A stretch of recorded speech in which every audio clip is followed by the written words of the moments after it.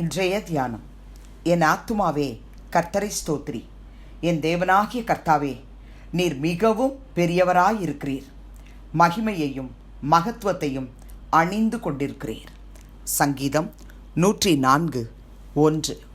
ஆண்டவரும் இரட்சகருமாகிய இயேசு கிறிஸ்துவின் நாமத்தினாலே இந்த காலை வேளையிலே இன்றைய தியான நிகழ்ச்சியின் வாயிலாக உங்கள் ஒவ்வொருவரையும் சந்திப்பதில் நான் கிறிஸ்துவுக்குள் மிக்க மகிழ்ச்சி அடைகிறேன். பிரியமானவர்களே, இன்று கர்த்தருடைய நாள்.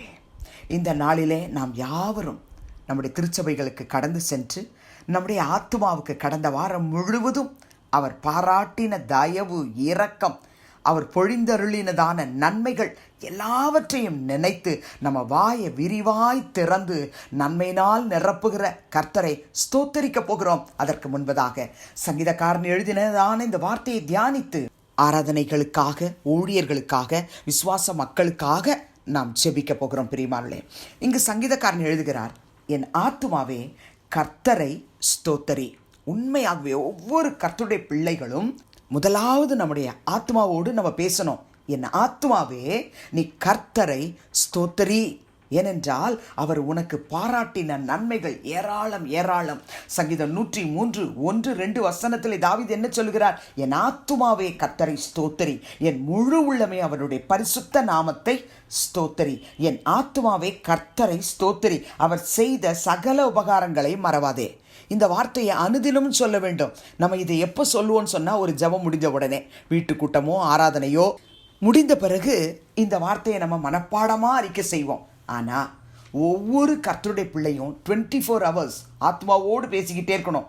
நீ கர்த்தரை ஸ்தோத்திரம் பண்ணணும். ஆத்மா, உனக்கு அவர் செய்த நன்மைகள் ஏராளம், அவர் செய்த சகல உபகாரங்களை நீ மறக்கவே கூடாது என்று சொல்லி நம்முடைய ஆத்மா கர்த்தரோடு பேசிக்கொண்டே இருக்க வேண்டும்.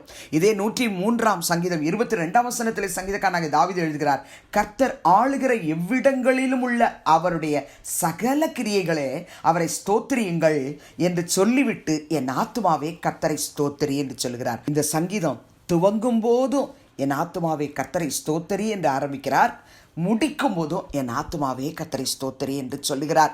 ஒவ்வொரு கர்த்தருடைய பிள்ளைகளும் காலையில் எழும்பினதிலிருந்து ராத்திரி படுக்கைக்கு போகிற வரைக்கும் நம்முடைய ஆத்துமாவுக்கு அவர் செய்த, அவர் கொடுத்த நன்மைகள், பாராட்டின இரக்கங்கள், ஈவுகள், நன்மைகள் எல்லாவற்றையும் நினைத்து மனதார நாமும் தாவீதை போல ஸ்தோத்திரிக்க பழகியிருக்கிறோமா? தயவுசெய்து பிரியமானவர்களே, இதுவரைக்கும் அந்த குணாதிசயம் இல்லைன்னா இன்றைக்காகிலும், ஆண்டவரே, நாங்களும் எங்கள் ஆத்மாவுக்கு கர்த்தர் செய்த நன்மைகள் நினைத்து எப்பொழுதும் மனதார ஸ்தோத்தரிக்கணும்ப்பான்னு சொல்லி இன்றைக்கு நாம் ஜெபிக்க போகிறோம். 104 சங்கீதம் 35 வசனத்திலே சங்கீதக்காரன் எழுதுகிறான், பாவிகள் பூமியிலிருந்து நிர்மூலமாகி துன்மார்க்கர் இனி இராமற் போவார்கள். என் ஆத்துமாவே கர்த்தரை ஸ்தோத்திரி. அல்லேலூயா. பாவிகள் என்ன செய்வார்களாம்? அவங்க பூமியிலிருந்து நிர்மூலமாகி போய்விடுவார்கள். ஆனால் நாமோ நம்முடைய ஆத்துமாவை பார்த்து சொல்லணும், கர்த்தரை ஸ்தோத்திரி. ஒவ்வொரு நாளும் கர்த்தரை ஸ்தோத்திரி. உனக்கு அவர் செய்த நன்மைகள் எண்ணில் அடங்காதவைகள் அல்லவா?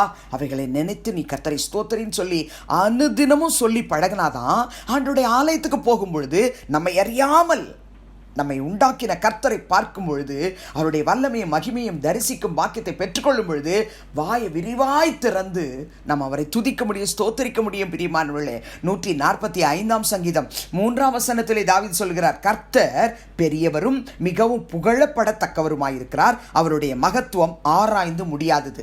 முதலாவது கர்த்தர் செய்த நன்மைகள் நினைத்து நன்றி சொல்லணும். இரண்டாவது அவரை துதிக்கணும். துதிக்கிறது வேறு. பிரியமானவர்களே, துதிப்பது என்று சொன்னால் கர்த்தருடைய கிரியைகளை சொல்லி சொல்லி சொல்லி அவர் எப்படிப்பட்டவராய் இருக்கிறார், அவருடைய கிரியைகள் எப்படிப்பட்டதாய் இருக்கிறது. அவர் பெரியவர், மிகவும் புகழப்படத்தக்கவருமாயிருக்கிறார், அவருடைய மகத்துவம் ஆராய்ந்து முடியாதது என்று சொல்லி தாவீது இங்கு ஸ்தோத்திரம் பண்ணி கர்த்தருடைய நாமத்தை மகிமைப்படுத்துகிறார், துதிக்கிறார். கர்த்தருடைய பிள்ளைகளை நீங்களும் கர்த்தரை துதிக்க பழக வேண்டும். அவர் யார், அவர் எப்படிப்பட்டவர், அவருடைய கிரியைகள் எப்படிப்பட்டது என்று சொல்லி எரேமியாவின் புத்தகம் 32 அதிகாரம் 17 முதல் 19 வரை உள்ள வசனத்திலும் கூட கர்த்தர் எப்படிப்பட்டவர், அவருடைய கிரியைகள் என்ன என்பதை மிக தெளிவாய் எழுதி வைத்திருக்கிறார்.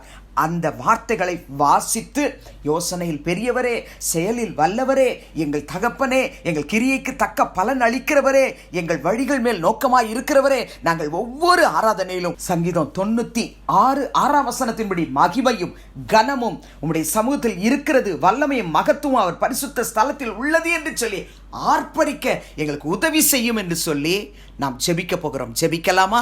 அன்பின் பிதாவே, இயேசு கிறிஸ்துவின் நாமத்தில் உம்முடைய சமூகத்துக்கு நாங்கள் வருகிறோம். அப்பா, எங்கள் ஆத்துமா எப்பொழுதும் கர்த்தரை ஸ்தோத்தரிக்கத்தக்கதாக, எங்கள் தேவனாகிய கர்த்தர் பெரியவராய் இருக்கிறதையும் மகிமையும் மகத்துவத்தை அணிந்து கொண்டிருக்கிறதை நாங்கள் உணர்ந்து நாங்கள் கடந்து செல்ல போகிறோம் திருச்சபைகளுக்கு.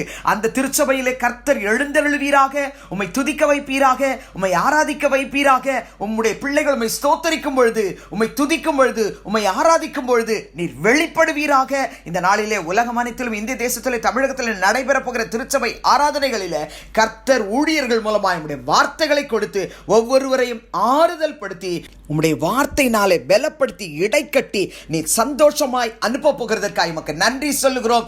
எந்த இடத்திலும் எந்த ஒரு திருச்சபை ஆராதனைகளையும் சத்ரு தொடாதபடிக்கு, ஊழியர்களை தொடாதபடிக்கு, விசுவாச மக்களை சேதப்படுத்தாதபடிக்கு பாதுகாத்துக் கொள்ள வேண்டுமாய் ஜெபிக்கிறோம். துதிகன மகிமையை உமக்கு செலுத்துகிறோம். இயேசுவின் மூலம் வேண்டுகிறோம் பிதாவே, ஆமென். கிறிஸ்துவுக்குள் பிரியமானவர்களே, இந்த நாளிலே நம்முடைய கர்த்தராகிய இயேசு கிறிஸ்துவின் கிருபையும் பிதாவாகிய தேவனுடைய அன்பும் பரிசுத்த ஆவியானவருடைய அந்யோன்ய ஐக்கியமும் நம் அனைவரோடும் சகல பரிசுத்தவான்களோடும் இந்நாள் முழுவதும் இருப்பதாக.